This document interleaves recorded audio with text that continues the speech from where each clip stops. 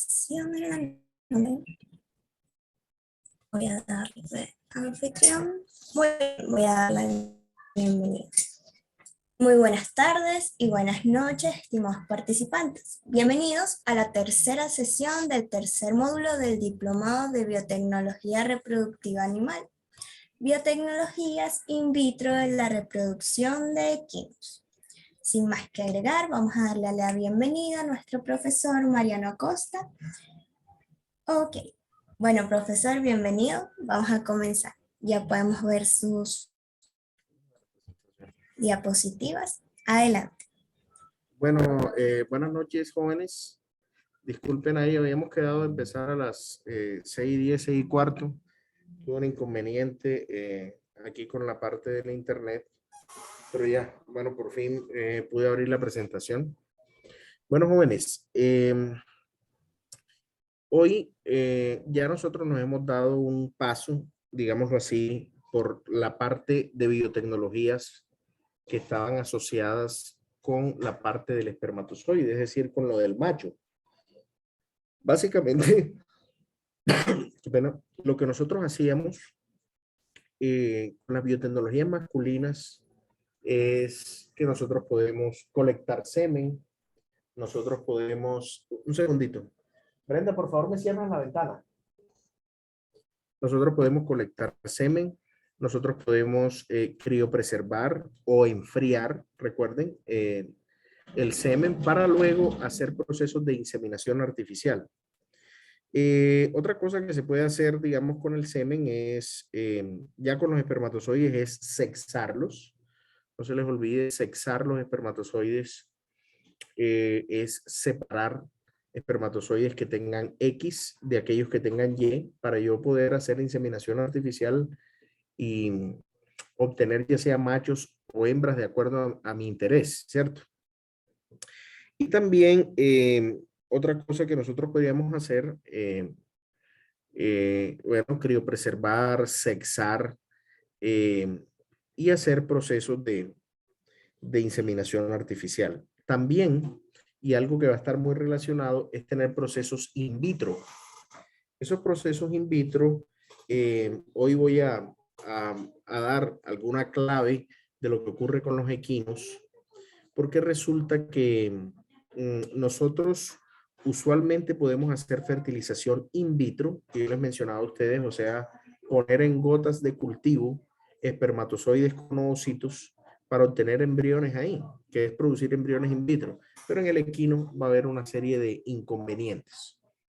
Entonces, hoy ya nos vamos a dedicar a la otra parte, que es la parte femenina. La parte femenina, que serían los ovocitos. ¿Qué hacemos con los ovocitos? ¿Qué importancia tiene a relacionarlos con la parte de producción in vitro? Además de eso, mirar algo sobre producción in vitro de embriones, porque ya en nuestra última sesión vamos a necesitar estos conceptos de ovocito para lo que tiene que ver con el proceso de clonación, que es con lo que nosotros estaríamos finalizando nuestro recorrido, digámoslo así, por las biotecnologías de la reproducción en equinos. Entonces hoy ya vamos a hablar del gameto femenino, el ovocito, más específicamente ovocitos equinos, en los cuales nos vamos a concentrar al final. Nuevamente, muy contento pues de estar acá con ustedes, y recuerden que si tienen alguna duda o alguna pregunta, por favor me la pueden hacer en el transcurso o ya cuando cerremos la segunda parte después del descanso que tenemos lo de preguntas, me pueden hacer preguntas. Muy bien. Lo primero es, ¿por qué estudiamos un ovocito? ¿Por qué el ovocito? Lo primero, muchachos, que debemos recordar, lo mencioné en la clase anterior cuando nosotros estábamos hablando de fertilización in vitro, es que los ovocitos son unas células gigantes, acuérdense, 200 veces más grande que un espermatozoide. Son las únicas células que tienen toda la maquinaria molecular, han acumulado durante su crecimiento en los folículos proteínas y RNAs para sostener el desarrollo embrionario. Las únicas células capaces de sostener las primeras divisiones celulares o el desarrollo embrionario temprano son los ovocitos. Estos ovocitos jóvenes, ustedes recuerdan que yo les di un tamaño, más o menos un ovocito mamífero, promedio de nuestras especies de interés técnico. Cuando se ovula, mide 120 micras aproximadamente. Esas 120 micras, si ustedes recuerdan, el límite de visión del ojo humano es de 100 micras. Hasta ahí podemos ver nosotros. ¿Eso qué quiere decir? Que un ovocito es una célula tan gigante, al menos un ovocito ovulado, que la podríamos ver a simple vista. Con mucho cuidado, pero la podemos ver. Porque es una célula que ya está dentro de nuestros límites de visión. Eso ha conseguido o ha tenido como consecuencia que los ovocitos se pueden manipular in vitro. Uno puede manipular ovocitos en un microscopio electrónico, en un estereoscopio. Tú puedes manipular un ovocito. Además, las principales biotecnologías reproductivas se apoyan en los ovocitos. Por ejemplo, yo quiero hacer inseminación artificial, pues tengo que contar con que la hembra esté en un proceso de ovulación, que esté en celo. Quiero fertilizar in vitro, necesito ovocitos que haya extraído, ya sea del animal en pie o que haya extraído de ovarios de plantas de sacrificio. Quiero hacer transferencia de embriones, pues obviamente primero tuve que obtener los embriones y poder transferirlos. Quiero sexar embriones. Bueno, esos embriones los tuve que obtener por una fertilización. Entonces, en las principales biotecnologías, la clonación se apoya en tener ovocitos. ¿De acuerdo? Entonces, lo más importante es que es una célula maravillosa, pero en bovinos, por ejemplo, en ovinos, en porcinos, se han conseguido muy buenos resultados trabajando con estos ovocitos, mientras que en equinos todavía hay muchísimo por mejorar, mucho por mejorar, ¿de acuerdo? Vamos a mirar hoy los aspectos morfológicos y fisiológicos del ovocito. Vamos a mirar diferencias con otras especies, recuerden, vamos a profundizar en equinos y vamos a hablar de aplicaciones biotecnológicas que tenemos con el ovocito. Empecemos a hablar sobre esta célula. Primero, ya habíamos dicho, el ovocito tiene un gran tamaño celular. Si hablamos de volumen, habíamos dicho 200 veces más grande que un espermatozoide, más o menos 120 micras cuando ya se ha ovulado. Es una célula que tiene una cubierta extracelular altamente sofisticada. ¿Quién recuerda cómo se llama la matriz extracelular de los ovocitos? ¿Quién la recuerda?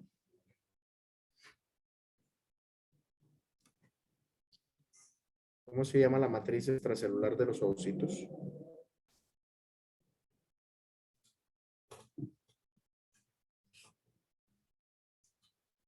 La vimos en la clase anterior. ¿Quién la recuerda?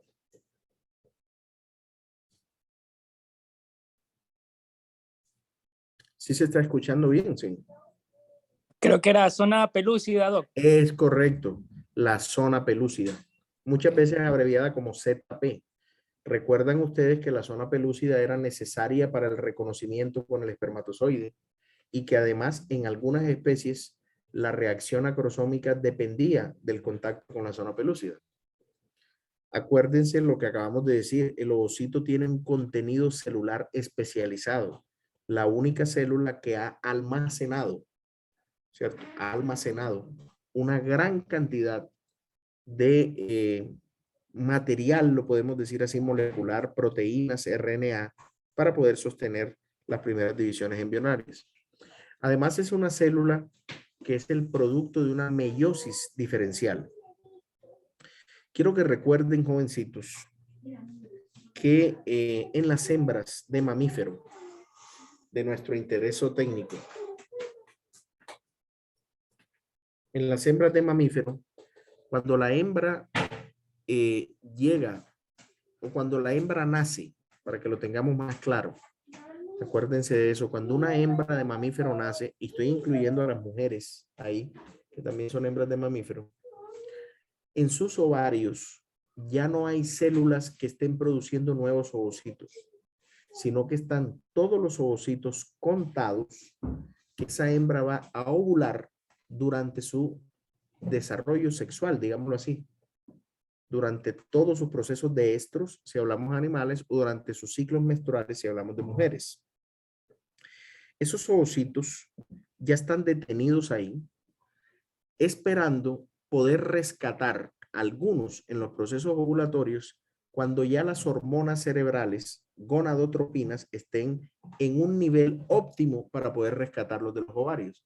Que tengamos un nivel de hormona LH suficiente. ¿Por qué ya no hay más ovocitos? Bueno, porque ustedes recuerdan que en los ovarios el proceso previo al nacimiento está plagado de muerte. La mayoría de los ovocitos mueren, perdón, no de los ovocitos, de las células precursoras de los ovocitos, que son las ogonias. Esas células mueren, solamente se logran rescatar algunas que se rodean de esas células de la granulosa que ustedes ven acá, ¿cierto? Esas células de la granulosa, vamos a poner el puntero.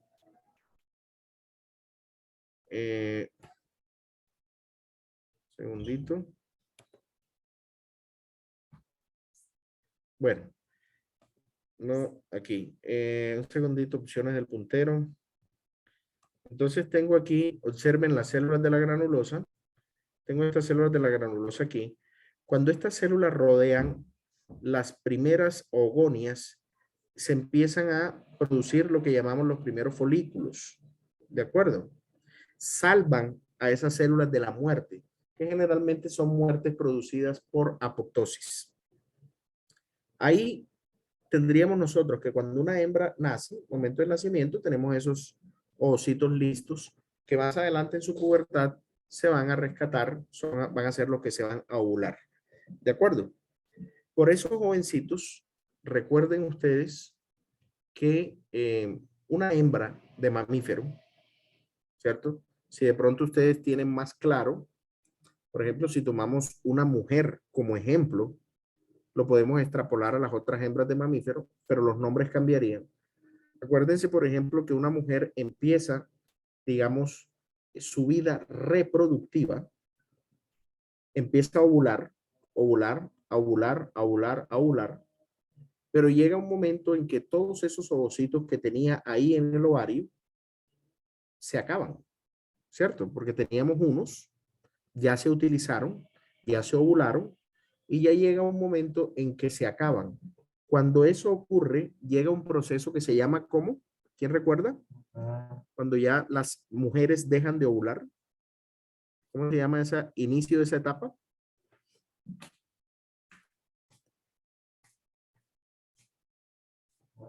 Jovencitos. ¿Cómo se llama esa etapa? Menopausia, doctor. Se llama menopausia, correcto. En animales decimos anestro permanente. Ya no vuelve a haber más ciclos reproductivos. ¿Por qué? Porque la hembra ya todos los ovocitos que tenía en sus ovarios los utilizó, ¿cierto? Ya se gastaron, ¿de acuerdo? No hay más producción por lo que acabé de decir. Las células madre que había ahí antes del nacimiento murieron, ¿de acuerdo? Entonces, cuando los ovarios tienen esas células ahí detenidas, esas células ya empezaron el proceso de meiosis, pero se detienen. En la pubertad la reinician.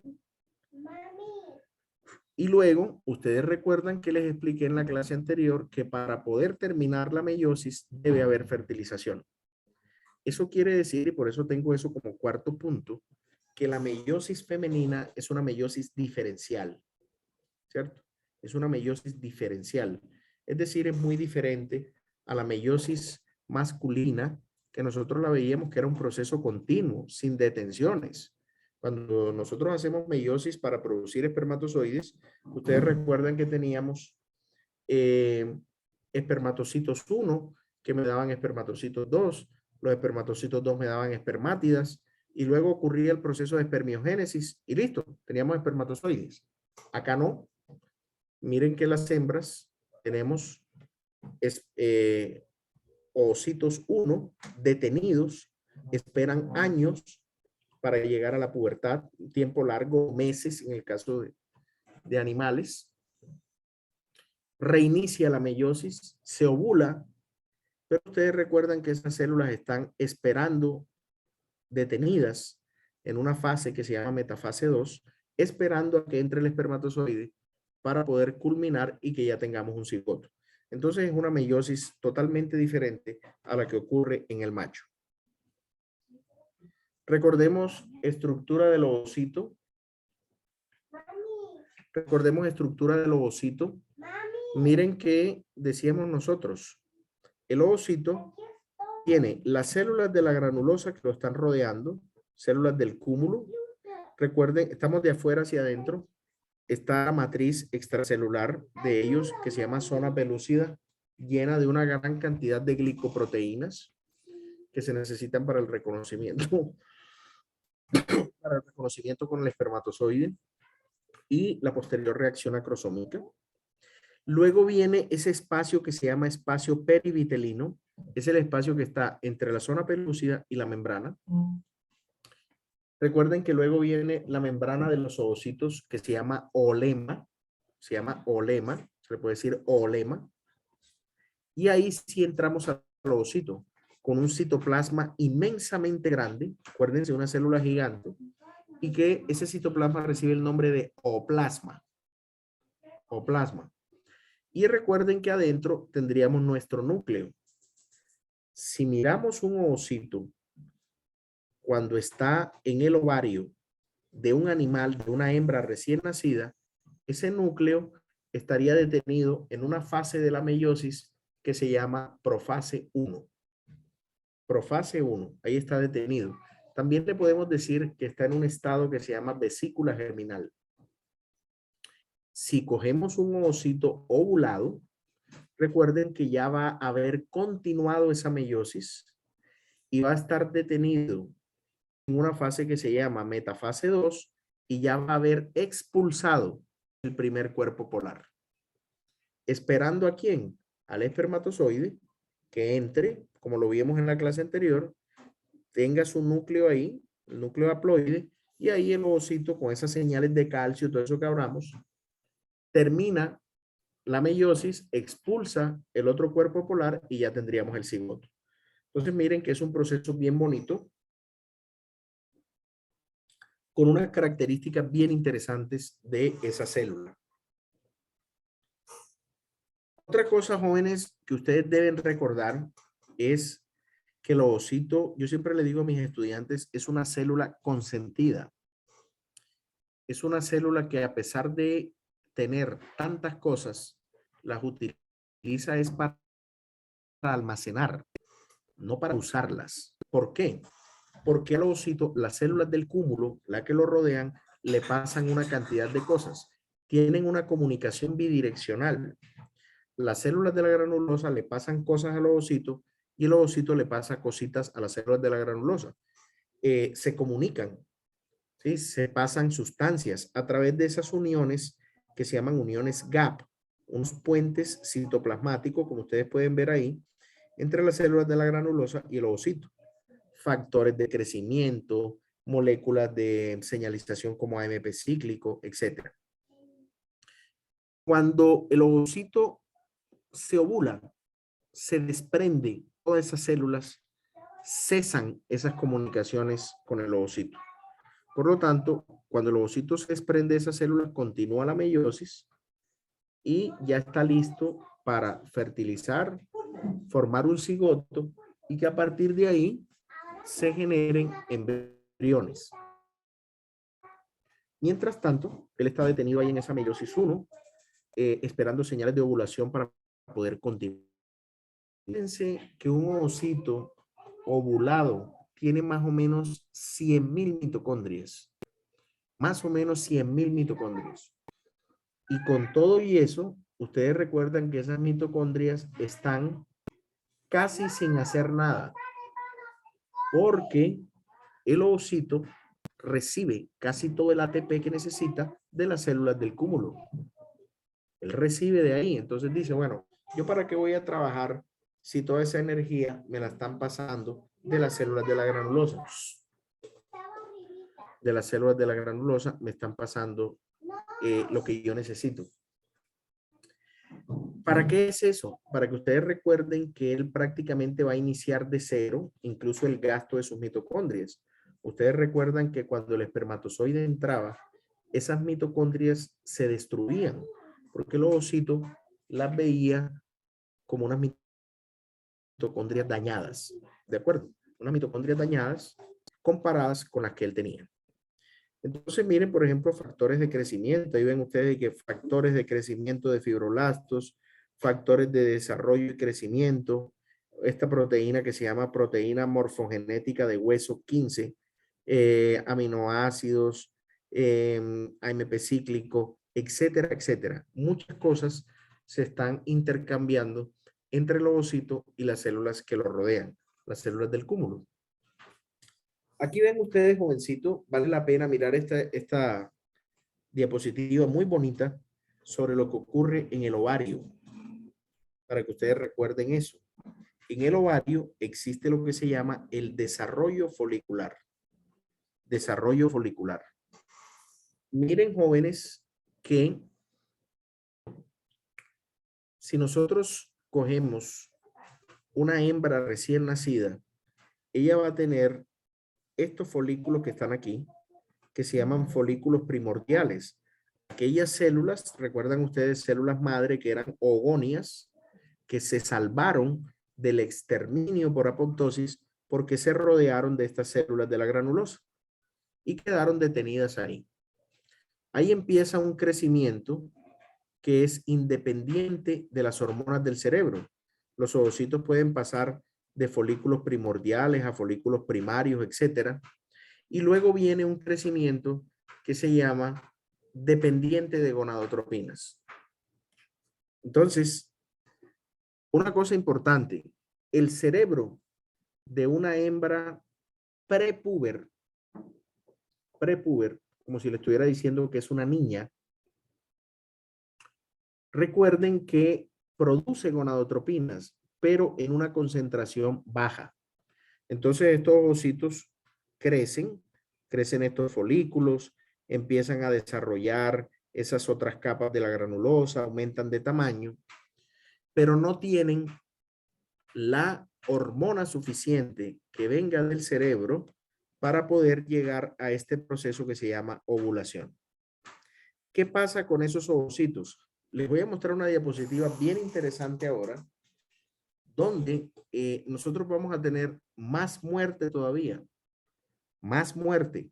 Es decir, empezamos a tratar de sacar esos ovocitos para ovular, pero como no hay la suficiente hormona LH producida, sobre todo LH, FSH en el cerebro, esos ovocitos mueren. Mueren. ¿Hasta cuándo? Hasta que llegue una etapa conocida como pubertad, donde hay suficiente hormona producida por el cerebro para ahora sí seleccionar, rescatar, y de esos ovocitos usualmente uno se ovula. Ojo, nunca se les olvide lo que mencionamos en la clase anterior. Acuérdense que hay hembras monoovulatorias, solamente un ovocito, como nos está mostrando aquí en esta diapositiva, como una yegua, como una vaca, como una burra, como una elefanta, por ejemplo. Y hay hembras, la mujer, hay hembras poliovulatorias, como una cerda, como una gata, como una perra, como una ratona, ¿cierto? Que ovulan varios ovocitos y por lo tanto cuando son fertilizados pues tienen camadas. Mientras que hembras como una vaca, una yegua, una burra, van a tener una cría. ¿Por qué? Porque es un solo ovocito por cada ciclo que va a ser fertilizado y vamos a esperar una sola cría. En raros casos se observan embarazos gemelares. De hecho, en el equino ustedes saben que eso es incluso un riesgo inmensamente grande. Casi nunca ocurre poliovulación, casi nunca. Si llegara a ocurrir el embarazo gemelar, sería un riesgo para la madre, porque siempre debe ser una sola cría. En vacas se puede ver embarazos gemelares. Eso puede traer problemas a nivel de intercambio de hormonas masculinas femeninas entre si el embarazo gemelar es de mellizos de sexo diferente. Entonces, siempre que nosotros abordamos un tema de estos, tenemos que tener muy presente a qué tipo de organismo nos estamos refiriendo, porque hay diferencias. Pues listo, tenemos folículo primordial. Miren el folículo primario, un poquitico más grande y cambian la forma de las células que lo rodean. Luego ya viene un folículo secundario. Miren que aumentan el número de capas. Pasamos de una a varias capas. También hay un aumento de tamaño del ovocito. Recuerdan ustedes que además de esas células de la granulosa, tenemos unas células por fuera que se llaman células de la teca. Entre las células de la teca y las células de la granulosa, vamos a tener nosotros la producción de hormonas esteroides que se necesitan. Las células de la teca van a producir testosterona, pero las células de la granulosa van a coger esa testosterona y la van a transformar en estrógenos, ¿cierto? Y esos estrógenos, recuerden que aumentan la proliferación celular, entre otras cosas. Miren, jovencitos, que ya cuando tenemos un folículo secundario aquí ya grande, tenemos varias capas de la granulosa, hay un aumento de tamaño y además empieza a construirse algo que se llama antrofolicular. Todo este líquido que rodea al ovocito, mírenlo, ya es un folículo que se llama folículo terciario. También le puedes decir folículo de Graf o le puedes decir folículo preovulatorio. Un folículo preovulatorio. ¿Cuándo ovula ese folículo? Pues cuando hayan las hormonas necesarias, la cantidad necesaria. ¿De acuerdo? Si no, esos ovocitos que se tratan de seleccionar para ovular y no se ovulan, entran en un proceso que se llama atresia. ¿Qué significa atresia? Es una palabra en griego que significa sin salida. Entonces ustedes imagínense que yo vengo por aquí, cojo los ovocitos, vamos a suponer que llegan a crecer hasta acá, los selecciono y en vez de ovular, él muere. Como no sale, ese proceso se le llama atresia, que quiere decir sin salida. ¿De acuerdo? Atresia o sin salida. Entonces, miren, jovencitos, las diferencias entre los diferentes folículos. No se les olvide, mientras estamos aquí, ¿en qué fase mencioné yo que estaba un ovocito aquí antes de ovularse? ¿En qué fase? ¿Quién recuerda? ¿En qué fase de la meiosis estaría detenido aquí un ovocito antes de ovularse? ¿Quién recuerda?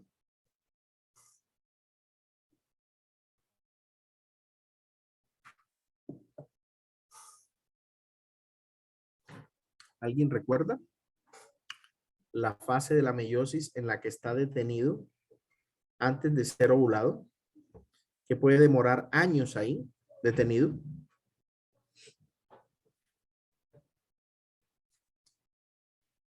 ¿Alguien que quiera participar? Si no me equivoco, doctor, ¿era metafase 2? No, ¿No? no. Metafase 2, él queda detenido cuando ya se ovula. Que él ha continuado la meiosis. Mira que pasa de la meiosis 1 a la 2 y queda detenido en metafase 2. Pero antes de ovular, él está detenido en profase 1. Ahí en profase 1. Mira que todavía no ha ovulado. Cuando ya ovula, él pasa de profase 1, pasa a metafase 1, anafase 1, telofase 1. Ocurre la primera división donde expulsa el primer cuerpo polar y él sale detenido en metafase 2. Pero aquí, mira, mientras estos folículos que yo les estoy mostrando, Estos ovocitos, aquí este ovocito está detenido en profase 1. Se ovuló, continúa la meiosis, expulsa el primer cuerpo polar y queda detenido en metafase 2, esperando al espermatozoide para ser fertilizado. Si no es fertilizado, ese ovocito, ya muere, ¿cierto? Entra en un proceso apoptótico y vamos a tener una cicatriz aquí en el ovario conocida como cuerpo lúteo, ¿de acuerdo? Pero no va a haber ninguna fertilización, no va a haber embrión, nada. Mírenos acá, otro dibujo bien bonito, donde ustedes pueden ver eso. Decíamos, tenemos folículos primordiales, folículos que se reclutan, se forma el folículo listo para ovular, pero, ojo, ese ovocito solamente va a ovular cuando tengamos la cantidad de hormonas necesarias. Entonces, mientras un ovocito esté en este tamaño, folículo primordial, primario, secundario, todavía es un ovocito que está incompetente meióticamente. O sea, un ovocito de esto no sirve todavía para ser fertilizado ni nada. No tiene el tamaño suficiente. Ya cuando un ovocito ha crecido bastante, miren las varias capas de las células de la granulosa, tiene un tamaño grande, un antro folicular, es un ovocito que está competente meióticamente. Por eso ustedes ven acá que él reinicia la meiosis cuando es ovulado y ya ven ustedes acá un ovocito secundario detenido en metafase 2, miren, segundo bloqueo, segunda detención, porque el primer bloqueo meiótico es en profase 1, el segundo bloqueo es en metafase 2, para esperar al espermatozoide que lo fertilice, termine el proceso meiótico, expulse el segundo cuerpo polar y ya tendríamos cigoto. ¿De acuerdo? Esta gráfica es muy bonita cuando uno quiere rastrear el contenido de DNA. Por ejemplo, un ovocito es una célula que nunca deja de ser diploide, pero tiene un contenido de DNA duplicado. Es decir, que él llega aquí a ovocito secundario, miren, con un núcleo que es haploide, pero todavía tiene un contenido de DNA duplicado. Nosotros nunca vamos a encontrar en nuestras especies de interés zootécnico un ovocito que sea 1N, 1C, o sea, haploide y contenido de DNA también por la mitad, como si ocurre en el espermatozoide. Acá miren que él está 1N, es haploide, pero es 2C, porque acuérdense que él está detenido en metafase 2, esperando al espermatozoide. Cuando el espermatozoide entre es que él bota el segundo cuerpo polar, pero ya, como entró el espermatozoide, ya pasamos directamente de un ovocito secundario a un cigoto. No vamos a tener un ovocito totalmente haploide, ¿de acuerdo? Miren estas gráficas también bien bonitas. Ojo muchachos, aquí me están hablando de folículo, no solamente del ovocito. El ovocito hace parte del folículo. Está constituido por células de la granulosa, células de la teca, todo eso. Miren cómo va aumentando el folículo desde los más pequeñitos, primordiales, 40 micras, folículo primario 100 micras, folículo secundario 200 micras y un folículo ya preovulatorio puede estar del orden entre 400 y 500 micras. Dentro de ese folículo teníamos un ovocito más o menos de unas 120 micras. Gigante, una célula ya muy grande, una célula capaz de sostener el desarrollo embrionario. ¿De acuerdo? Entonces hablemos un poquitico de esa dinámica folicular. Miren esta diapositiva. Esta es la diapositiva que yo quiero que nosotros analicemos. Para eso voy a hacer una pregunta. Si yo cojo una yegua que es prepuber, ¿cierto? Digamos que tiene un año, una yegua prepuber. Pregunto, ¿esa yegua ovula? ¿Qué piensan ustedes? Si cojo una yegua prepuber, Esa yegua está ovulando.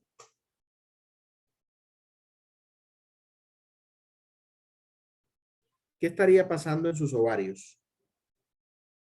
Recuerden, por favor, que me participen por voz porque yo no estoy mirando chat. ¿Esa yegua está ovulando, sí o no?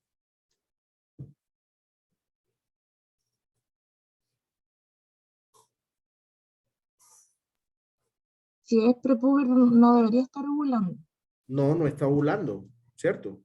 Pero en sus ovarios, todo el tiempo se está haciendo esto. Hay unos folículos y se rescatan unos. Vamos a tratar de ovularlos. No están listos. Se mueren. Atresia. Hay unos folículos que logran crecer un poquito. Se tratan de ovular. Se atresian. Folículos un poquitico más grandes. Se tratan de ovular. Nada. Se atresian. Y eso ocurre durante toda la etapa prepúber. O si trasladamos ese ejemplo hacia una mujer para comparar, sería como si cogiéramos una niña de 7, 8 años, 9. ¿Qué ocurre en sus ovarios? Hay folículos. Esos ovocitos están detenidos ahí en profase 1. Se reclutan, se seleccionan, se trata de ovular, pero es que el cerebro no está listo. Las hormonas gonadotropinas, FSH y LH no están listas aún. Por lo tanto, ¿qué va a pasar con esos ovocitos que se seleccionaron? Van a ese proceso que ustedes ven aquí, que se llama atresia, es decir, sin salida. Aún no están listos. ¿De acuerdo?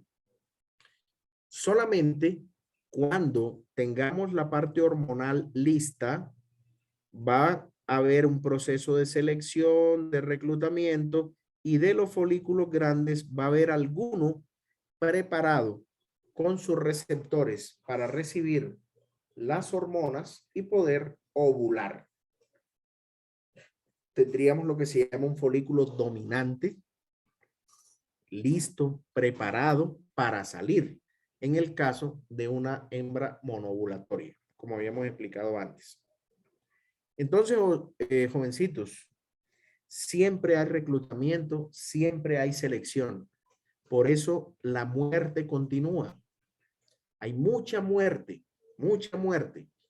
Solamente va a haber en la etapa de pubertad, va a haber un tiempo en el cual se van a seleccionar ya ovocitos que sean competentes meióticamente, y entre esas competencias está el tener los receptores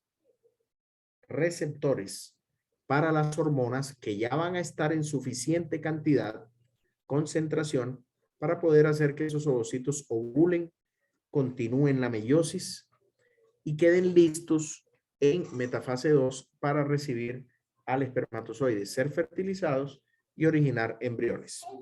Queda claro ese proceso, ¿cierto? De cómo es esa parte de esa dinámica folicular para originar ovocitos. Es un concepto bien interesante que ustedes sepan que en el ovario siempre hay muerte. Siempre hay muerte de células. Pero en la etapa de la pubertad podemos rescatar algunas. Si hablamos de una hembra monoovulatoria, en cada ciclo estral estamos rescatando una. Si queremos llevar eso al lenguaje, por ejemplo, en una mujer decimos, en cada ciclo menstrual se ovula un ovocito. Si es una hembra poliovulatoria, como mencionábamos, una gata, una perra, una cerda, decimos en cada ciclo estral hay varios ovocitos que se seleccionan, son folículos ovulatorios, y por eso si son fertilizados, pues tendremos camadas, ¿de acuerdo? Aquí vemos algunos cortes histológicos de lo que es un folículo primordial, no se les olvide el más pequeñito, con una sola capa de células de la granulosa. De ahí hay una transición y pasamos hacia el folículo primario, un poquitico más grande, y la única capa de las células de la granulosa ya cambia de forma. Miren el folículo secundario o preantral. Primero que todo, empieza a construirse el antro folicular, se crea la zona pelúcida y ya no tenemos una sola capa de células de la granulosa, sino dos capas, al menos dos capas. Y miren que ya, como ven ustedes, un folículo antral, terciario, o le puedes decir folículo de Graf. folículo antral, terciario, folículo de Graf. Estos folículos, observen ustedes la cantidad de capas de células de la granulosa. Obviamente el tamaño es más grande. Ya presentan un antro folicular muy grande. Y están listos para escoger de todos esos ovocitos el mejor, el más competente para que sea el ovocito dominante, el cual se va a ovular. ¿De acuerdo? ¿Sí o no? No se les olvide, si hablo de uno, es especie monovulatoria. Si hablo de varios escogidos, estaríamos hablando de una especie poliovulatoria. Miren esta diapositiva, muy bonita, muy bonita, porque les está mostrando todo esto. Ojo, muchachos, miren la cantidad de folículos primordiales que hay en el ovario, pero miren que empiezan a disminuir.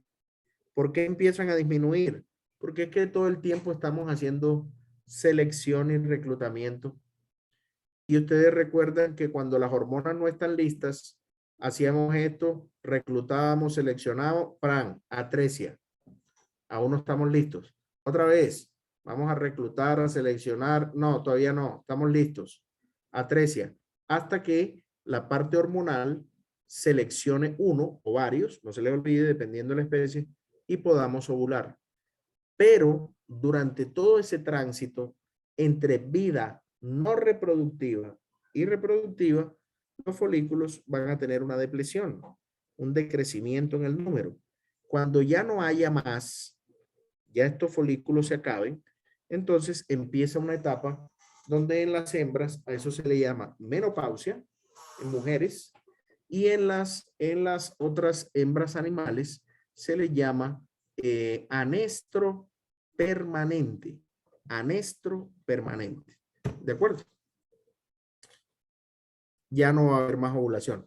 Miren esta seguidilla de diapositivas que les voy a recordar aquí, donde tenemos el ovocito.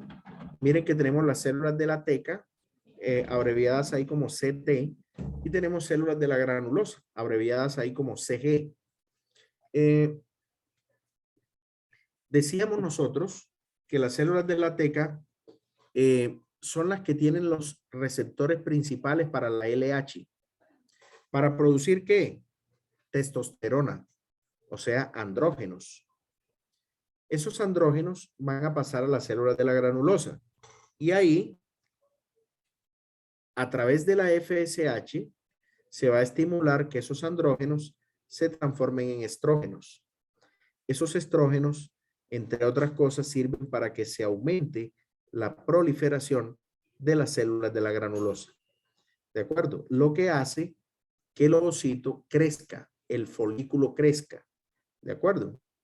Cuando nosotros no tenemos suficiente hormona LH, entonces este proceso va a ser muy incipiente y por eso va a haber un ovocito que aún no es competente desde el punto de vista de tamaño de receptores para esas hormonas para ser escogido para un proceso ovulatorio. ¿De acuerdo? Miren que incluso al final las células de la granulosa expresan receptores para LH para terminar de fortalecer el proceso de ovulación. Y luego de que se ovula, las células de la granulosa ya empiezan a producir la otra hormona, ya convertidas en cuerpo lúteo, ese folículo ovulado, queda esa cicatriz ahí. Ese cuerpo lúteo empieza a producir progesterona. ¿De acuerdo? Miren, ese es el modelo que nosotros tenemos. 2 células, 2 gonadotropinas. Miren la imagen de al lado que nos muestran un folículo preovulatorio bien bonito con estas células que se llaman células de la granulosa mural. Mural, la que están pegadas al folículo. Por fuera, recuerden que tenemos células de la teca. Entonces, las células de la teca, bueno, y recuerden que las células de la granulosa que están más pegadas al ovocito se llaman células del cúmulo. Entonces, jovencitos, estas células de la teca, como nos muestra el cuadrito que está en naranja, me producen a partir del colesterol esteroides hasta que llegamos a un andrógeno que se llama androstenodiona. Se llama androstenodiona. Esa androstenodiona se transforma en testosterona y llega a las células de la granulosa. Aquí representada como un cuadrito azul. ¿Qué pasa con esa testosterona? Bueno, acuérdense que acá tendríamos que la FSH en las células de la granulosa transforma la testosterona en estradiol, o sea, estrógenos, a partir de una enzima conocida como aromatasa. ¿Sí? Por eso es que los ovarios son el principal sitio de producción de estrógenos.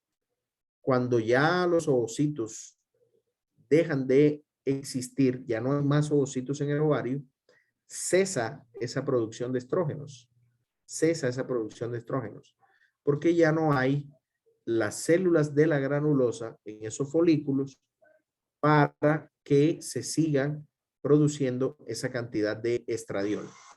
Ahí en ese momento que nosotros llamábamos anestro permanente o menopausia en el caso de las mujeres, pues finaliza la vida reproductiva. ¿Hay alguna pregunta hasta ahora? Sobre todo esta parte que hemos hablado de cómo funciona el ovocito,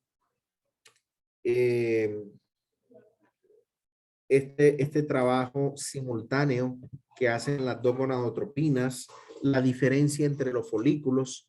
Yo quisiera saber si hay alguna duda o alguna pregunta al respecto para proseguir. Si alguien tiene alguna duda, sería un buen momento para preguntar, ya que hemos visto, digamos, como tantos nombres y de células y todo eso, pues si alguien tiene alguna pregunta, sería un buen momento. Muy bien. Nuevamente, observen este esquema. Células de la teca con receptores para la LH, se produce testosterona, esa testosterona viaja a las células de la granulosa y aquí tenemos FSH con su receptor para estimular esa enzima que se llama aromatasa y que la testosterona se transforma en estradiol. Y además de eso, ya cuando el folículo es dominante, expresa receptores de LH para facilitar aún más el proceso de ovulación. ¿De acuerdo? Entonces ustedes ven aquí lo que nosotros veíamos del proceso de meiosis. ¿De acuerdo? Veíamos ese proceso de meiosis, donde lo que nosotros tenemos en el momento del nacimiento, claro acá, son una cantidad de ovocitos primarios detenidos en esos folículos primordiales. Y ya en la pubertad es que nosotros tenemos que continúa la meiosis, véalo acá, continúa todos esos ovocitos detenidos en profase 1, van a llegar a la meiosis 2 a esperar el espermatozoide ser fertilizados. Si no son fertilizados, se degeneran, mueren, véalo acá.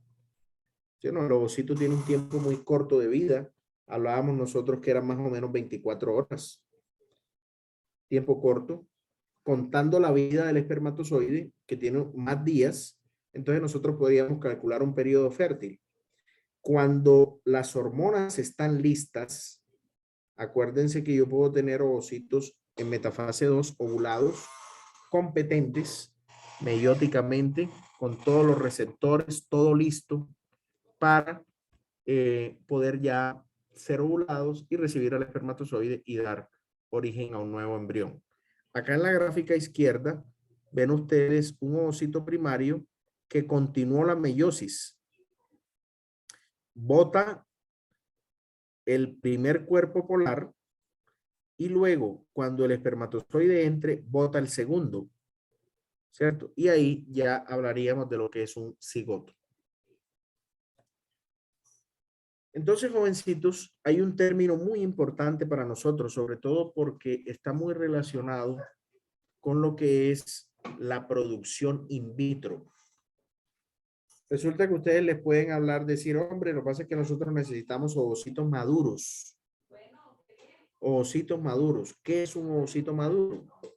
Un ovocito maduro es aquel que ha continuado la meiosis. Es decir, que si yo lo quisiera ubicar acá, Un ovocito maduro sería este. Miren, estaba detenido aquí en profase 1, pero continuó la meiosis, es decir, que se ovuló. Se bota el primer cuerpo polar y ya está este ovocito listo para recibir al espermatozoide. Ahora, esa maduración debe ser tanto nuclear como citoplasmática. No olviden, un ovocito no solamente debe poder continuar su meiosis, es decir, pasar de ser un ovocito en profase 1 hasta llegar a estar detenido en metafase 2. Esa es la maduración nuclear. Pero, ¿qué piensan ustedes a nivel de citoplasma que debería hacer un ovocito? ¿Por qué me hablan de una maduración citoplasmática? A ver quién logra relacionar. ¿Qué es lo más importante que debe hacer un ovocito durante su fase de crecimiento? A ver. ¿Quién es capaz de decirme?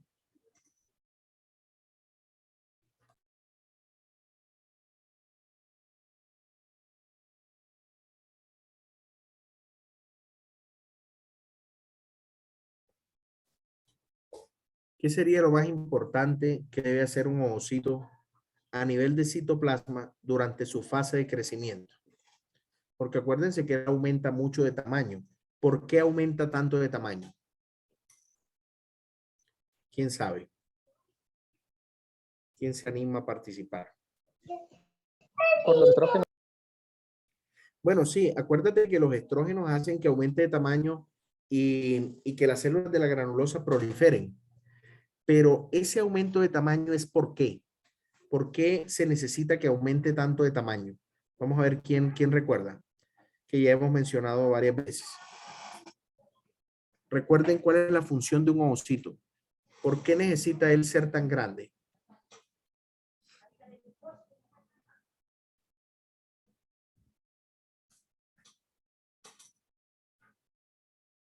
¿Quién se anima? ¿Por qué tan grande? ¿Por qué aumenta tanto de tamaño?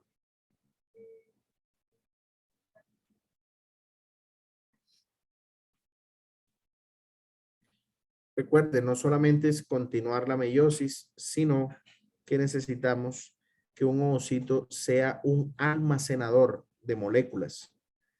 Almacenar proteínas, almacenar mucho RNA, porque va a ser la única célula que va a sostener las primeras divisiones embrionarias. Entonces, por eso se necesita de una maduración citoplasmática. Miren acá, jovencitos. Segundo. Voy a quitar este puntero un segundo.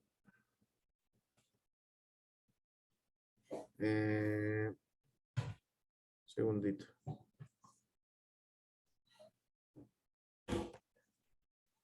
Ojo, quiero que leamos un poquito aquí. Esto es de un artículo de un señor que trabaja en Canadá, apellido Sirard, uno de los que más sabe sobre ovocito en el mundo. Trabaja en Canadá. Dice acá que ya que los cromosomas de un ovocito y el citoplasma cumplen muchas funciones, nosotros podemos hacer artificialmente una distinción funcional entre tres aspectos de la maduración del ovocito. Uno es la maduración nuclear, que me dice que refleja el estado de la modificación de la cromatina desde la profase 1, que recuerden que yo les había dicho que también se podía llamar vesícula germinal, hasta la metafase 2. O sea, continuar la meiosis, expulsar el primer cuerpo polar y quedar detenido en metafase 2, a eso le vamos a llamar maduración nuclear. Pero también se necesita una citoplasmática. Entonces mira lo que dice. La maduración citoplasmática acompaña, digámoslo así, todos los cambios en la distribución y la organización de las organelas desde el estado de vesícula germinal o profase 1 hasta la metafase 2.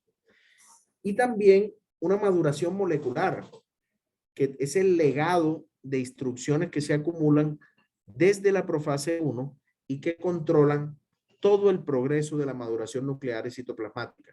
O sea que el ovocito se tiene que convertir en eso que nosotros habíamos dicho, un almacenador de sustancias, proteínas y RNA, volverse una célula muy gigante, porque es el que tiene las instrucciones para las primeras, al menos las primeras 3 o 4 divisiones celulares de un embrión. ¿De acuerdo? Y ahí lo ven ustedes. Maduración nuclear, continuamos la meiosis de profase 1 a metafase 2. ¿Para qué? Para una posterior fertilización y desarrollo. Miren cómo se ve de bonito un ovocito que ha madurado. ¿Quién me dice qué es esto que estoy viendo aquí en el espacio perivitelino? ¿Esto que estoy señalando qué es? O también les puedo cambiar la pregunta. ¿Cómo sabemos que este es un ovocito ovulado? ¿Cómo lo sabrían ustedes si les muestran esta gráfica? ¿Qué es un ovocito recién ovulado? ¿Cómo sabrían ustedes?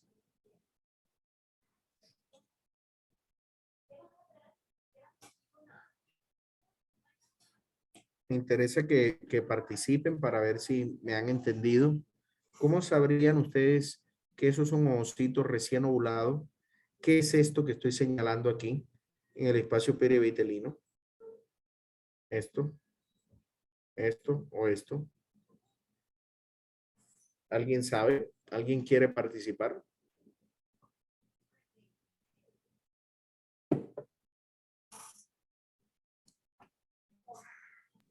¿El cuerpo polar será?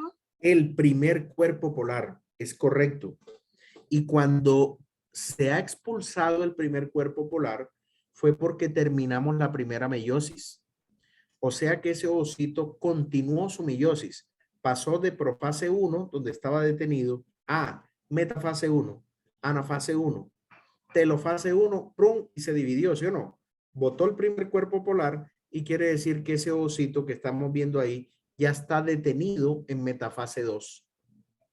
Está listo para una fertilización. Muy bien, excelente. O sea que si ustedes ven un ovocito con el primer cuerpo polar afuera, y ahí en el espacio perivitelino, quiere decir que ese ovocito, al menos nuclearmente, ya maduró, ya continuó su meiosis, ¿de acuerdo? Eso, no se les olvide, tiene que venir acompañado de la maduración citoplasmática y molecular. Organizar bien las organelas, acumular sustancias, tener un tamaño grande, competente, para que haya una posterior fertilización y desarrollo. Entonces, muchachos, quiero que se aprendan estos parámetros, porque aquí, digamos, está resumido gran parte de lo que nosotros necesitamos a nivel de biotecnología. ¿Cómo sabes tú que tienes un ovocito saludable? ¿Cómo sabes tú que tienes un buen ovocito? Entonces, a eso es a lo que se le llama competencia. ¿Cómo se le dice, cómo se sabe que un ovocito es competente? Entonces, un ovocito podemos decir que es competente cuando tiene la habilidad para reiniciar su meiosis. Cuando tiene una habilidad para clivar, o sea, hacer divisiones embrionarias después de la fertilización. Por favor, no olviden que las primeras divisiones de un embrión dependen totalmente del ovocito. A eso es a lo que se le llama el legado materno. Una habilidad para poder desarrollarse hasta el estado de blastocisto.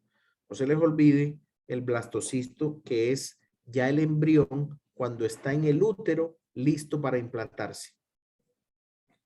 Una habilidad para poder inducir una preñez y llevarla a término. Es decir, miren todas las cosas que dependen del ovocito, como es la célula que está aportando el citoplasma y toda esa cantidad de moléculas. No olviden que un ovocito saludable debe dar lugar a un embrión saludable. Ese embrión debería tener la capacidad para poder implantarse, es decir, poder llevar un embarazo a término o una preñez, si hablamos de animales. Ustedes me dirán, profe, pero bueno, eso depende de muchas cosas, porque ¿y qué pasa si el espermatozoide venía dañado? Bueno, eso es cierto. Pero como nos estamos enfocando en el ovocito, ¿cuáles son sus habilidades? Sus habilidades serían estas. Su competencia. Obviamente van a haber otros factores, que hormonales, que morfológicos, que el factor masculino, etcétera. Pero hasta esto, miren, una habilidad para desarrollarse a término y tener buena salud.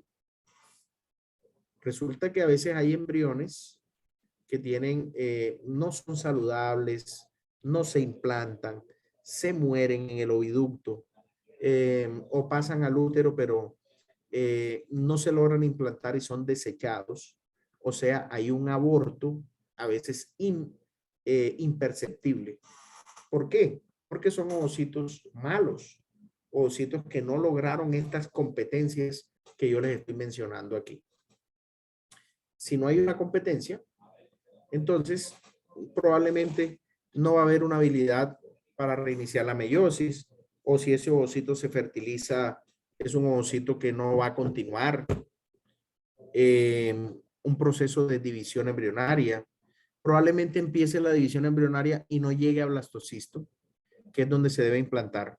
O llega a blastocisto, pero entonces no se implanta, no induce una preñez, o se desprende después de haberse implantado, lo que sería un aborto, una interrupción de esa preñez. O se imaginan ustedes ya el caso máximo. Tenemos una preñez, un embrión débil, se constituye en un feto débil y puede que haya un aborto tardío, una muerte fetal. O nace, pero tiene una pésima salud, porque venía de un embrión deficiente. Entonces quiero que miren todos estos parámetros para que ustedes tengan presente la importancia del ovocito en el proceso de una buena preñez. ¿Cómo evaluamos nosotros esa maduración? Un criterio es la expansión de las células del cúmulo y el otro, la expulsión del primer cuerpo polar, como vimos enseguida. Por ejemplo, miren, eso es un buen ovocito. Y ese equino, mírenlo, complejo ovocito cúmulo. O sea, el ovocito más todas estas células del cúmulo que ustedes ven acá. ¿Cómo sabemos que es un buen ovocito? Primero, por la cantidad de capas de células de la granulosa que se hayan expandido, ¿sí o no? Luego de la ovulación. Y que si ya nosotros vemos esto a nivel de microscopio, ya podamos ver que ese ovocito expulsó el primer cuerpo polar. Miren estos. Por ejemplo, si yo les pregunto a ustedes ahí, ¿les parece que el ovocito A y el B, esos complejos ovocitos cúmulos, por qué son malos? ¿Quién me dice por qué esos ovocitos? Esto es in vitro, ¿cierto? O los podría haber aspirado de un ovario de un animal en pie, de una hembra en pie. Pero alguien que me diga por qué esas estructuras A y D que están ahí, ¿por qué no son buenas para fertilizarlos? ¿Quién me dice? ¿Por qué no son buenas?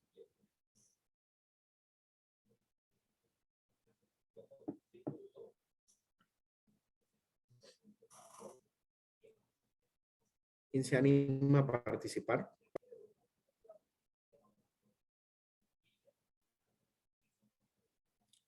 ¿Qué dijimos nosotros? ¿Cuáles eran los criterios que necesitábamos para saber que un ovocito tuvo una buena maduración? ¿Cuáles eran dos criterios? Lo veíamos en una diapositiva anterior.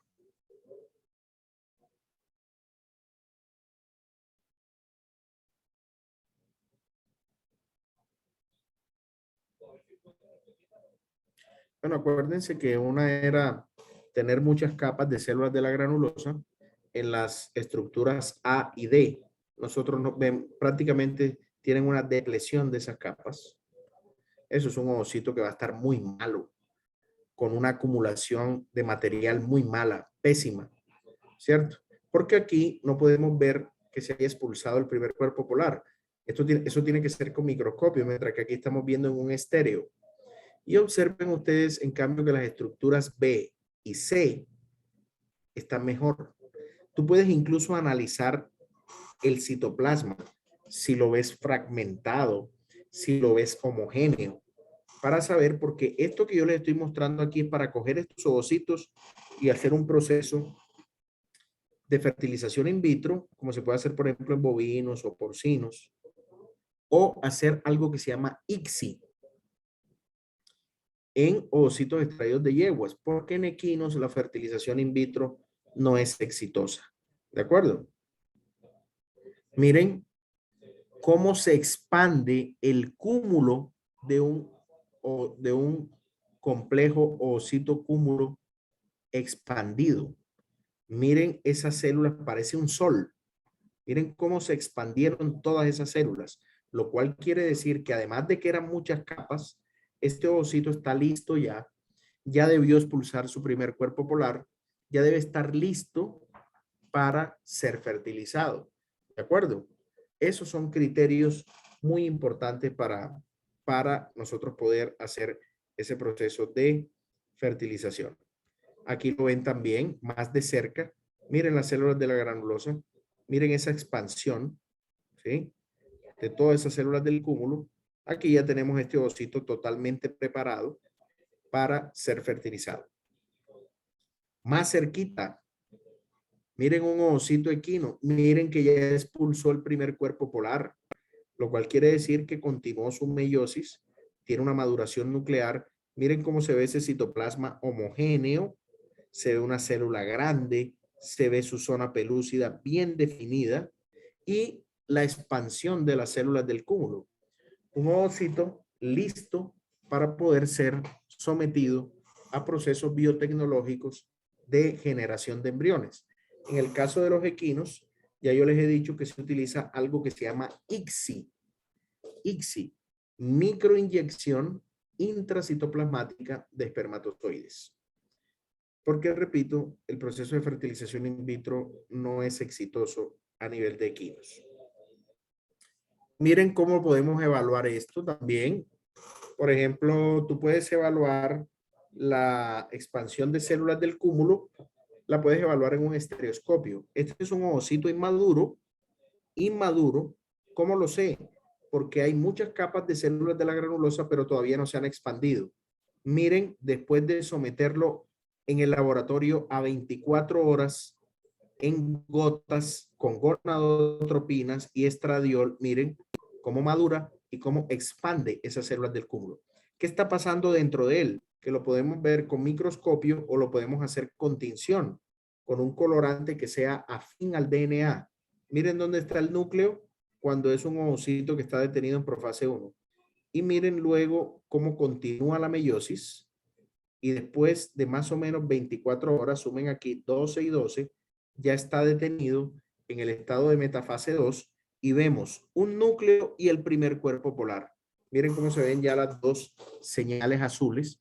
Eso es un colorante que se llama DAPI, que es afín al DNA, o sea, donde haya DNA, donde haya cromosomas, él tiñe. Y miren que aquí tenemos núcleo y otro núcleo chiquito.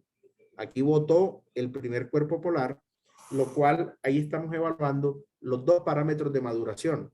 Maduración nuclear, maduración citoplasmática. ¿De acuerdo? Muy bien. Entonces, Ariana, ¿estás por ahí? Sí, estimado. Sí, Sí, ya podemos tomarnos el receso. sí, aquí viene ya una parte que me gustaría tratar ahorita, digamos, en el último tiempo que tenemos antes que venga la sesión de preguntas, y es donde ya vamos a ver qué de especial tiene el ovocito equino. Entonces, apenas regresemos del descanso, con todo esto que hemos visto sobre el ovocito, vamos a mirar de especial qué vemos en el ovocito equino, por qué es tan especial y qué esperamos de nosotros en esa parte de biotecnologías. ¿De acuerdo? Ariana, regresamos ¿a qué horas? ¿A las 8? A las 8. A las 8. Sí, en punto. Perfecto. Entonces a las 8 regresamos nuevamente. Perfecto, jovencitos. Espero que hoy me hagan preguntas Muchas gracias. Ya nos vemos. Muy bien.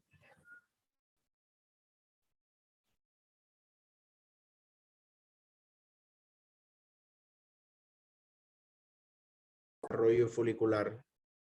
De lo que tiene que ver con las características del proceso de maduración y cuáles son las competencias que debe tener el ovocito, vamos a mirar esta última parte y es ¿qué tiene de especial el ovocito equino? ¿Por qué es especial? Bueno, hay una cosa importante, jóvenes, y es algo que yo quiero que les quede así, una cosa bien clara. Los animales de producción, como las vacas, como las ovejas, como los cerdos, como las cabras, incluso hasta aves, evolutivamente y también para lo que tiene que ver con biotecnologías, han sido seleccionados precisamente por esas habilidades reproductivas, porque son animales que se necesitan para reproducción. Mientras más crías, mejor, ¿cierto? Como en el caso de los cerdos. En cambio, los equinos han sido seleccionados por medio de, a través de otras habilidades y no tanto por sus cualidades reproductivas. Eso hace que nosotros usualmente no encontremos en los gametos equinos lo que encontramos en otros animales. Si se acuerdan del espermatozoide, el espermatozoide equino era tremendamente delicado. El proceso de criopreservación lo afectaba muchísimo. Era un espermatozoide que necesitaba muchísimas especies reactivas de oxígeno. Tenía más fosfolípidos poliinsaturados en la membrana que otros. Había caballos que el semen congelaba bien, otros mal y otros no congelaban. En el caso del ovocito, vamos a ver qué tiene de especial. Se van a dar cuenta ustedes que hay algunas fallas, algunas cosas que no se han logrado con respecto a otras especies. Entonces, miren acá. Un segundito. Un segundo que estas diapositivas se queda como tildado y no pasan. Miren, por ejemplo, características especiales que hay en los equinos. Por ejemplo, lo que nosotros hemos visto sobre la ovulación, del efecto de la LH, del efecto de la FSH, etcétera. El estímulo hormonal preciso de la ovulación en las yeguas aún se desconoce. No se sabe la concentración exacta que se necesita de LH para lograr la ovulación. Miren que no se experimenta un pico de LH común como en otras especies. ¿Cierto? Esto es muy importante. ¿Por qué? Porque entonces nosotros no sabemos aún cuáles son las condiciones necesarias particulares para poder lograr un proceso de ovulación. Si vamos a in vitro, entonces, ¿cuál es la concentración de LH que necesitamos en los medios de cultivo óptima para que estos ovocitos completen su proceso de meiosis? Si no sabemos cómo ocurre in vivo, entonces in vitro vamos a tener dificultades. Solo hasta 1987, estamos hablando de hace unos 35 años, se aclaró sobre cómo se daba el proceso de maduración con respecto a la ovulación en equinos y que era comparable con las otras especies. Y otra cosa que tenemos es que muchas veces en el oviducto hay una retención de ovocitos no fertilizados. Ustedes saben que los ovocitos, si no son fertilizados, entran en un proceso apoptótico y se deben desintegrar, que es lo que le ocurre a una célula en esas condiciones apoptóticas. Sin embargo, muchos ovocitos no fertilizados se retienen en el oviducto de las yeguas ¿Qué ocurre ahí? Puede haber entonces un problema a nivel de oviducto, salpingitis, por ejemplo, infecciones a nivel de trompa, algunos reductos que puedan interferir, por ejemplo, con posibles procesos de inseminación después, donde no va a haber una fertilización. Entonces es muy, muy, muy importante que nosotros tengamos presente estas características especiales. Otras, en la yegua solamente hay un ovocito por estro. No se les olvide esto, porque una vaca puede que te poliovule, que te dé 2 ovocitos y tenga posiblemente un embarazo gemelar de mellizo, ¿cierto? Pero la yegua no. Rara vez puede ovular 2 ovocitos. Si lo hace, generalmente uno de ellos se fertiliza y da un embrión, mientras que el otro embrión posiblemente muera. Entre otras cosas porque ya dijimos que un embarazo gemelar en las yeguas podría ser deleterio para la hembra. La estructura del ovocito, del ovario de la yegua hace que no haya una producción muy grande de ovocitos. Generalmente, cuando intentamos recuperar ovocitos de los ovarios, son pocos los que se recuperan. En la yegua no existe un proceso de poliovulación ni tampoco se induce. Simplemente cuando recuperamos ovocitos pocos, muy pocos. Cuando vamos a hacer procesos de inseminación artificial, tenemos que ver que haya un ovocito dominante que se va a ovular y nosotros hacer el proceso de inseminación. Es decir, no hay procesos de poliovulación como si lo hacemos en el ganado. Generalmente, cuando ustedes utilizan la parte de ecografía guiada por ultrasonido, generalmente se ven pocos folículos visibles. Miren eso para que comparen. 12 en bovinos, la mitad en la yegua. Pocos folículos visibles. Entonces, eso quiero que lo tengan presente para las biotecnologías. Es decir, ¿qué hago yo si yo veo pocos folículos? No puedo inducir poliovulación porque por la estructura de la corteza y la médula de estos ovarios no se puede inducir poliovulación, o sea, no tiene, digamos, ningún resultado positivo. Yo siempre voy a esperar un ovocito, pero tengo que diferenciar bien dónde están esos folículos visibles, cuál es el mejor folículo, etcétera. Otra cosa, tú tratas de recuperarlos para hacer una aspiración, una punción, para tratar de obtener esos ovocitos, y resulta que esos ovocitos están fuertemente fijados a la pared folicular. Realmente se fijan muy, muy, muy fuerte. Muchas veces el aspirado hay que hacerle tanta fuerza que termina por dañar el ovocito, termina por dañar las paredes, las capas del cúmulo. Entonces, estas deficiencias, estas limitaciones han hecho que haya un retraso en las investigaciones que se hacen a nivel de biotecnología de equinos. Miren, una célula tan importante como el ovocito tiene, digamos, esas limitaciones, esas dificultades que nosotros estamos viendo. Repito, pocos folículos visibles, pocos ovocitos recuperados, solamente hay un ovocito dominante por estro. Se fija muy fuerte a la pared folicular para cuando nosotros vamos a hacer la punción, y esto, digamos, ha retrasado a nivel de investigación lo que nosotros necesitamos en equinos.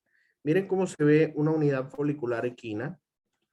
Generalmente, aquí ven ustedes toda esta granulosa y verían aquí la parte de la teca. Usualmente el ovocito está muy cerca de las células de la teca y por eso se fija tan fuerte a esta pared del folículo. Cuando se va a tratar de aspirar, hagan de cuenta, por aquí entra la jeringa, ¿cierto? Nosotros no lo veíamos. Voy a tratar de devolverme una diapositiva para que ustedes vean algo. Algo como esto, ¿ok? quería mostrarles por acá un dibujito. Miren, ojo, observen esto que es un modelo en bovinos. Quiero que miren cómo está este ovocito más lejos, miren las capas de las células del granulosa, más lejos de la pared de la teca. Cuando se mete una jeringa aquí al folículo, esto, plum, se extrae rápido, se extrae un poco más fácil. Mientras que en la que nosotros veíamos acá, observen ustedes que veíamos que este ovocito está un poco más cerca de la teca, ¿cierto? Entonces se fija demasiado fuerte y a veces cuando se trata de aspirar con la jeringa, pues se le quitan capas de células del cúmulo o simplemente a veces no se puede extraer. Y ahí estaríamos perdiendo de pronto el único ovocito que teníamos, digamos, disponible para hacer esos procesos.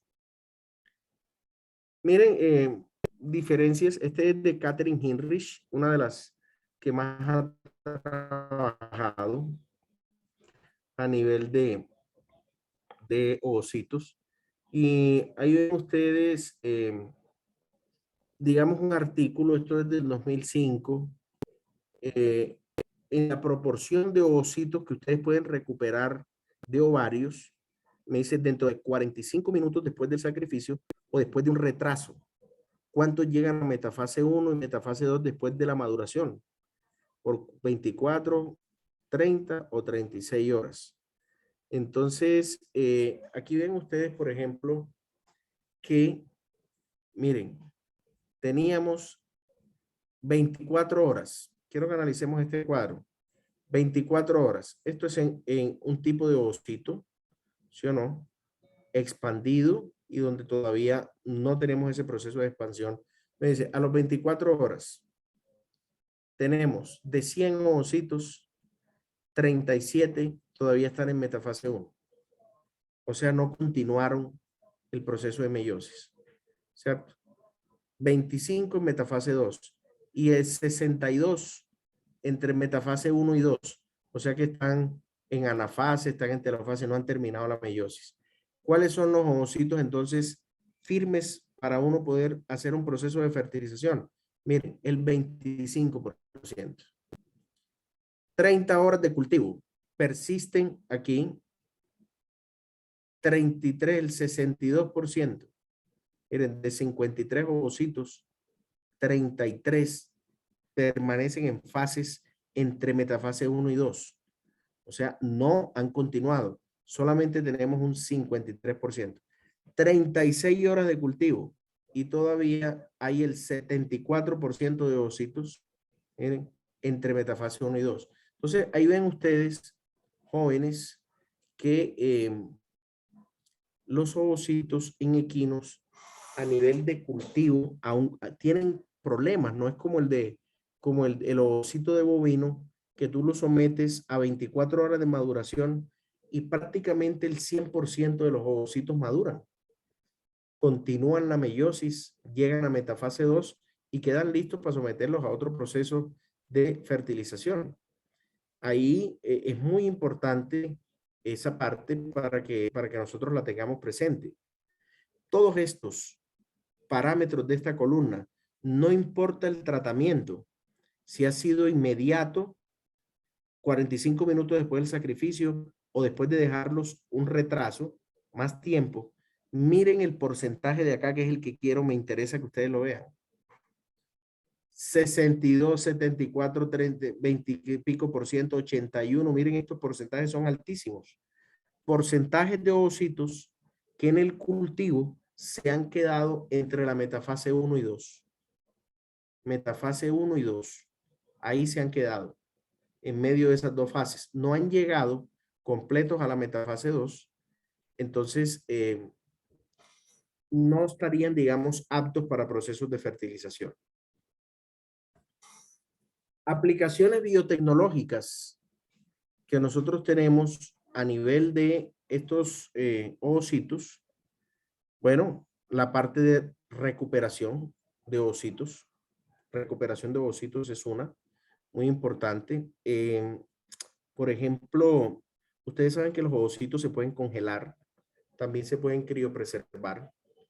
Si tú tienes una yegua de élite, de alta categoría genética, fenotípica, y probablemente tiene algún tipo de padecimiento, cáncer, tumor, se va a morir. Una de las cosas que se puede hacer con esta yegua es, bueno, también algunas yeguas que tienen problemas anatómicos para poder concebir. Entonces lo que nosotros podemos hacer es recuperar los ovocitos y congelarlos. Hacer transferencia de ovocitos. Eso es muy importante. Nosotros podemos coger una yegua o un mular y hacer una transferencia de ovocitos, por ejemplo, al oviducto y que fertilice allá, ¿cierto? Y hacer un proceso de inseminación. O podemos intentar hacer un ICSI, que sería, recuerden, miren que ahí tengo fertilización in vitro, que es FIP, pero el ICSI, que es inyección espermática intracitoplasmática, eso significa ICSI, es la técnica escogida para hacer FIP.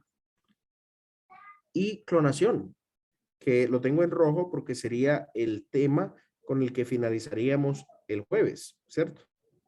El jueves estaríamos finalizando esta temática con lo de clonación.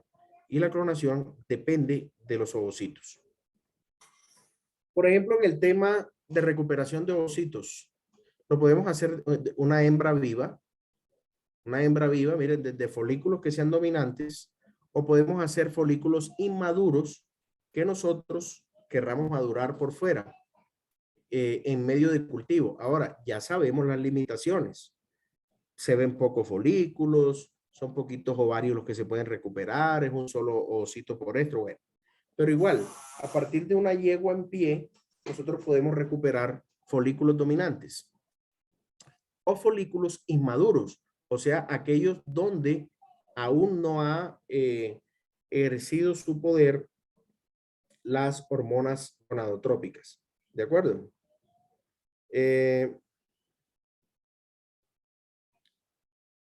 También lo podemos hacer de una hembra sacrificada o eutanizada, como les acabamos de decir. Por ejemplo, una hembra eutanizada, porque la tuvimos que eutanizar, a practicar la eutanasia porque sí, tenía unos padecimientos muy fuertes, pero decimos, es una yegua de élite. Necesitamos, digamos, ese material genético. Entonces, del ovario, una hembra muerta, pues se retiran sus ovarios, se hace un raspado para obtener esos folículos y generalmente congelar esos ovocitos, tenerlos ahí disponibles para luego, ustedes saben, retornar a las condiciones normales donde esas células pues puedan sobrevivir la mayor cantidad y calidad posible y ser sometidas sobre todo a procesos de ICSI, ¿sí? Inyectarle espermatozoides, eso lo voy a mostrar en la última sesión. Miren acá, por ejemplo, cómo se hace una punción folicular de una hembra en pie. Cómo sacamos ovocitos, ¿cierto? Eso es guiado por ultrasonido. Se entra, obviamente hay un proceso de anestesia para entrar hasta los ovarios y guiado por ultrasonido se mira dónde están los folículos dominantes, en este caso que es 1, y se extraen esos ovocitos. Recuerden, jóvenes, que como no hay poliovulación ni se induce en la yegua, entonces nosotros no podemos obtener muchos ovocitos como si ocurre en la vaca. Y acá estamos viendo un ovario donde tenemos ya obviamente de una hembra sacrificada. Hay también plantas de sacrificios de caballos. O que ha sido eutanizada. Y miren que se puede hacer un raspado en esos ovarios para obtener los folículos. Ahí ven ustedes ovocitos obtenidos de equinos, cómo se ven a nivel de ya de estereoscopio. Ven ustedes ahí, por ejemplo, que hay ovocitos de muy buena calidad. Estos complejos, miren esto, una cantidad de capas de células de la granulosa, donde está el ovocito. Miren, este ovocito, por ejemplo, entre este y este, mucho mejor este, por la cantidad de capas, sin desconocer que este sería un ovocito, digamos, de segunda clase. Este sería de primera, este de primera, este también, pero hay ovocitos que tendrían pocas capas. Este es un ovocito malo, miren, tiene, digamos, las capas, o es un ovocito que ya maduró previo, y eso puede hacer que un ovocito, digamos, madure antes de tiempo, continúa la meiosis antes de tiempo y posiblemente no sobreviva o no sean exitosos sus procesos luego de ICSI. En los procesos de transferencia de ovocito, por ejemplo, hay hembras que producen folículos normales, pero no producen un embrión para transferencia.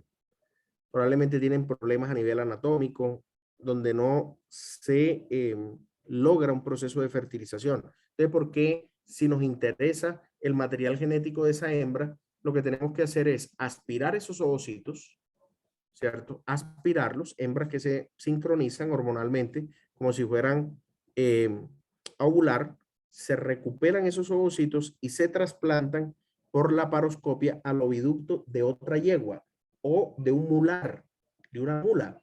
Acuérdense que una mula, que son equinos, las mulas pueden parir un potro, las mulas son estériles, pero si tú sincronizas a una mula y le transfieres un embrión, ¿cierto? Ella te puede parir. Puede parir el embrión que le transferiste, puede parir un potro, y son muy buenas madres. Y lo que son estériles. También puedes transferir un ovocito recién ovulado, ¿sí? O que está listo ya para la ovulación, hacia el oviducto de una mula y hacer un proceso de inseminación para que la preñez la tenga esa mula u otra yegua. Y miren que generalmente en equinos, el dato que tenemos es que más o menos hay un 70% de éxito en los procesos de recuperación de ovocitos, y más o menos se ha llegado desde un 35 hasta un 50% de preñez.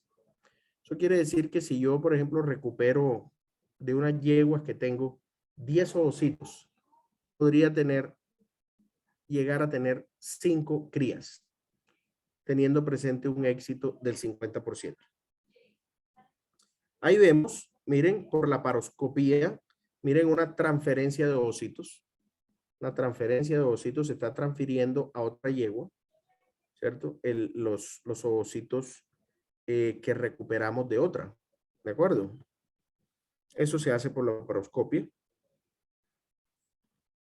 El proceso de fertilización in vitro, generalmente en gotas de medio de cultivo y durante más o menos entre 18 a 22 horas, los ovocitos que ya están en metafase 2, ovocitos que se ovularon,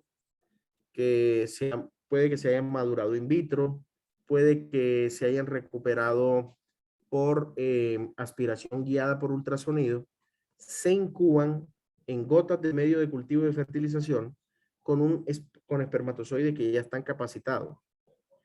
Esto en la mayoría de las especies tiene éxito, pero en equinos el éxito es muy bajo, porque resulta que in vitro los espermatozoides pierden la habilidad para fijarse a la zona pelúcida. Algo que vimos nosotros en el tema anterior. Se necesita la unión del espermatozoide con la zona pelúcida, posterior reacción acrosómica y luego la fusión de las membranas. Entonces, in vitro, los espermatozoides han mostrado una poca habilidad para penetrar la zona pelúcida. Entonces no hay embriones. Por lo que se tiene que hacer es ICSI, ¿sí o no? Se tiene que hacer ICSI para inyectar directo el espermatozoide directo en el ovocito. Con un aparato, se hace uso de un aparato que se llama micromanipulador. ¿De acuerdo? Entonces, la fertilización in vitro, que esto es algo que voy a mencionar en la próxima clase, que vamos a hablar de esta parte de producción de embriones in vitro, no es exitosa en equinos, hay que hacer ICSI, ¿cierto? Miren, por ejemplo, un embrión equino obtenido por fertilización in vitro. Miren cómo se ven ya las dos células. Ya este embrión clivó, hizo la primera división celular. Miren, aquí hay dos células ya. Pero repito, la tasa es muy baja. Y lo que se prefiere hacer es ICSI, inyección intracitoplasmática de espermatozoides. Aquí, jovencitos, este proceso que después lo vamos a mirar en detalle, que está la maduración in vitro, la fertilización. Tú puedes madurar ovocitos equinos, pero el proceso donde ellos se paran mucho es aquí en la fertilización. Entonces, si no obtenemos embriones, pues este proceso no sería, digamos, como el más adecuado. Y miren el ICSI, que es lo que se está usando hoy, y nos dice que se usa precisamente debido a la poca eficiencia de la fertilización in vitro en equinos. Usualmente, cuando tenemos caballos que tienen problemas a nivel de esperma, baja concentración espermática o a veces poca producción de espermatozoides a nivel testicular, lo que se hace es extraerle algunos espermatozoides, los más viables, los más capacitados, para someterlos a esto, o sea, inyectarlos directamente en el ovocito. Algunos autores dicen, bueno, esto sí será conveniente, o sea, nosotros teníamos un animal que normalmente no hubiera preñado por monta natural o por inseminación artificial, con esa calidad de espermatozoides no hubiera preñado. Nosotros nos estamos saltando ese filtro, ese paso, para poder obtener descendencia de ese animal, porque lo considerábamos valioso. Sí es en realidad valioso, sabiendo que su capacidad reproductiva era tan limitada o nula. Entonces, siempre queda ese interrogante. También podemos obtener potros de hembras post-mortem, si ya nosotros sabemos, capturamos los ovocitos por raspado, digamos, de sus ovarios. Y esos ovocitos, pues los ponemos con espermatozoides, con ese aparato que les dije que se llamaba micromanipulador, a inyectar en los ovocitos y poder obtener descendencia. Cuando ya tengamos esos embriones, lo que se hace es hacer transferencia de embriones. También podemos usar ICSI en machos y hembras que tengan problemas de oviducto. Es decir, tú produces el embrión afuera y lo transfieres directo al útero. Porque si no, sería imposible si tenemos una hembra con problemas de oviducto. Entonces, ahí no va a haber ninguna fertilización ni nada por el estilo. El ovocito se va a quedar en la trompa. Los espermatozoides no van a llegar a él. Y lo que vamos a necesitar son procesos de extraer esos ovocitos, ponerlos por fuera con espermatozoides, sobre todo por esta técnica de ICSI. Recuerden que la FIP, fertilización in vitro, no es exitosa. Y luego que ya yo tenga los embriones por fuera que estén en la etapa de blastocisto, que es donde se implantan, pues llevarlos al útero. Con la ICSI se busca recuperar una genética de élite. Se puede utilizar semen fresco congelado y la idea es que de cada ovocito se obtiene un blastocisto, porque nosotros estamos asegurando que ocurre el proceso de fertilización. Yo le estoy metiendo un espermatozoide directo al ovocito, inyectándoselo, para que ahí se forme un cigoto y se espera que en el medio de cultivo, pues ese cigoto se transforme en un blastocisto que sea o esté listo para ser transferido.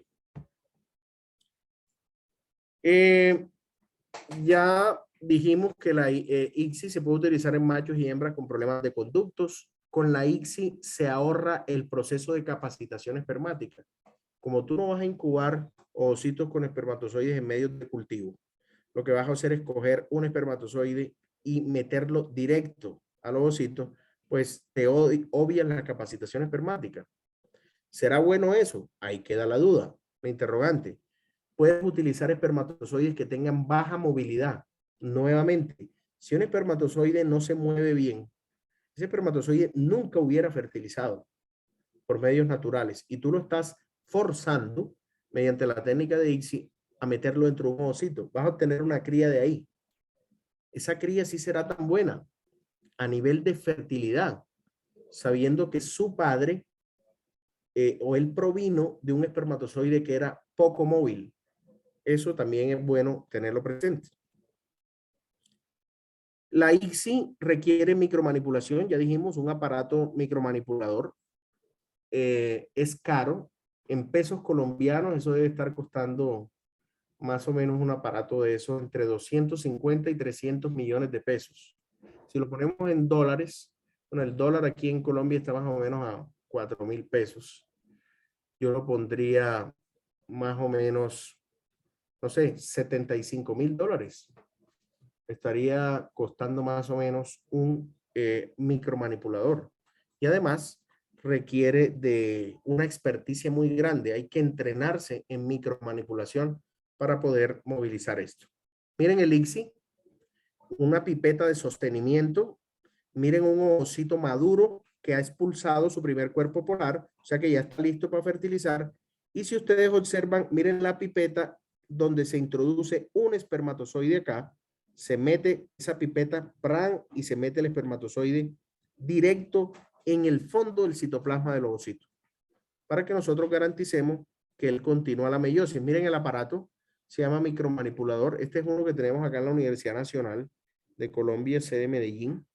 Aquí ven ustedes, ese micromanipulador tiene controles de lado y lado, uno para manipular la pipeta de sostenimiento, que es esta, que ustedes ven acá, y otro para manipular la pipeta de la inyección, donde está el espermatozoide listo para ser microinyectado. Controles del lado izquierdo para ir manipulando la pipeta que va a sostener el ovocito, y ahí lo ven ustedes más de cerca. Las pipetas de sostenimiento y la de inyección de espermatozoides. Ahí lo ven. Aquí nos está mostrando de manera diferente. Miren la pipeta de sostenimiento del lado derecho y la de inyección al lado izquierdo, porque también hay operadores que son zurdos y se puede cambiar eso. Manejan mejor la parte de inyección con la mano izquierda y eso se puede cambiar. Entonces miren ahí un operario manejando eso, una persona que ha trabajado bastante en lo que es micromanipulación. Esta gráfica, por ejemplo, no se les olvide porque también la vamos a necesitar para explicar algo sobre clonación en la última clase. Entonces miren que va a ser importante entender este proceso que se hace con este aparato. Y aquí, para finalizar, tenemos un embrión obtenido por ICSI, un blastocisto temprano, ¿cierto? Que ya se va a poder transferir hacia un útero o se va a poder congelar, que sería el otro destino. Y con eso, pues, estaríamos teniendo nosotros biotecnologías reproductivas en equinos dependientes del ovocito. Ya nos queda pendiente el jueves hablar sobre la parte de clonación, que repito, también va a necesitar de esta parte de ovocitos. Para que tengan presente todo esto de micromanipulación en los estadios en los que debe estar el ovocito, etcétera. ¿De acuerdo? Entonces, miren, otros obtenidos por ICSI. Aquí está la madre, que es la que da los ovocitos. Seguramente tiene algún problema y se pudo extraer sus ovocitos, fertilizarlos por fuera por medio de ICSI y luego se le implanta en el útero. Probablemente tenga algún problema de oviductos, pero miren que se le pudo obtener descendencia. ¿De acuerdo? ¿Será bueno o será malo que una persona un individuo de estos, un animal de estos, que no podía tener descendencia por métodos naturales, se haga? Bueno, en humanos se hace. Las personas que usualmente no pueden concebir, se le aplican técnicas reproductivas in vitro o técnicas de reproducción asistida para que puedan concebir. Normalmente uno espera que en los animales sean los mejores animales y que se apliquen esas técnicas es porque queremos expandir esos fenotipos, no porque tengan problemas. Pero no se les olvide que los equinos son un caso muy particular, porque son animales delicados y son animales raritos. Muy bien. Ariana, con esto estaría terminando la sesión por hoy. Quisiera saber si hay preguntas, si hay dudas, si hay inquietudes. Ok, perfecto. ¿Participantes, alguna duda? ¿Alguna pregunta, inquietud, cualquier pregunta? Doctor, una consulta del rescate de ovocitos de cadáver, digamos. ¿Tiene un tiempo determinado? ¿Se necesita conservar ovario completo? ¿Cómo es esa técnica, digamos, que tiene que pasar por algún procedimiento antes. Sí, eso es muy importante. Por ejemplo, normalmente siempre lo que se busca es que un ovario que tú recuperas de una hembra sacrificada, que la has tenido que eutanizar, etcétera, un ovario debe meterse inmediatamente en solución salina, en una solución salina o en una solución buffer, y no debe estar a menos de 30 grados centígrados, o sea, de 30 grados a 35, 37 grados centígrados, y el tiempo máximo de 2 horas, hasta que tú llegues al laboratorio a poder aspirar los ovocitos que hay ahí. ¿De acuerdo? Porque si pasa ese tiempo, ya el tejido entra en hipoxia, o sea, la concentración de oxígeno que había dentro de ese ovario disminuye y ya las células, digamos, se necrotizan, se mueren. ¿De acuerdo? Súper claro, gracias. Muy bien. ¿Alguna otra duda? ¿Alguna otra pregunta? ¿Alguna inquietud? ¿Una diapositiva que quieran volver a mirar?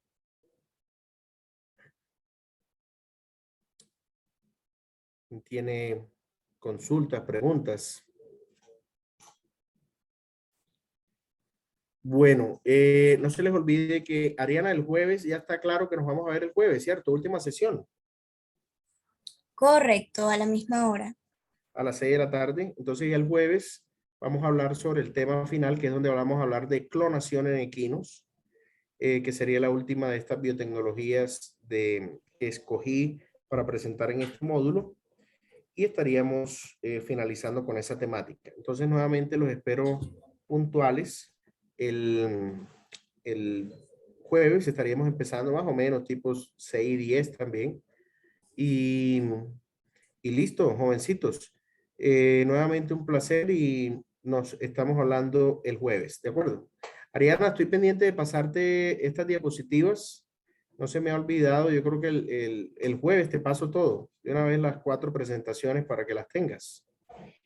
Muy bien, perfecto. Apenas usted me envía el material, yo comparto por el grupo y también en el aula virtual. Perfecto. Muchas gracias, jóvenes. Feliz resto de noche. Se cuidan. Chao. Gracias, doctor. Chao, chao. Buenas noches. Chao, igualmente. Igualmente, hasta Chao. Hasta luego, luego. buenas noches.